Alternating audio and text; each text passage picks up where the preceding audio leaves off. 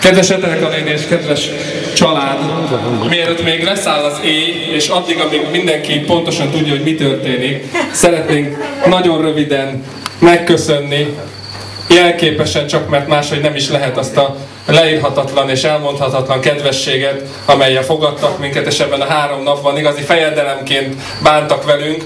Nagyon-nagyon köszönjük mindenkinek, az egész családnak, különösképpen Etelka néninek, és természetesen a Melindának is, aki megszervezte ezt az utazást, ezt a lehetőséget, hogy itt lehetünk. Bocsánat, már itt van a Melinda.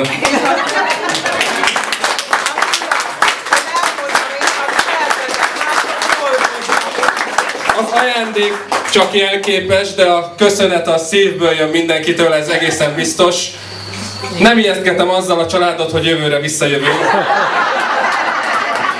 De biztos vagyok benne, hogy mindenki úgy távozik, hogy még nagyon szívesen visszatér ide. Úgyhogy nagyon-nagyon köszönjük ezt a felejthetetlen 3 napot, és fogadja el tőlünk ezt a kis jelképes ajándékot, az egész család és Etelka néninek átadnánk. Hát nagyon szívesen tettük, szívből, szeretettel, és nagyon örülök, hát azt láttuk, és természetesen visszavárjuk az egész családot mindenkit Nagyszenkre, minél előbb. Köszönjük!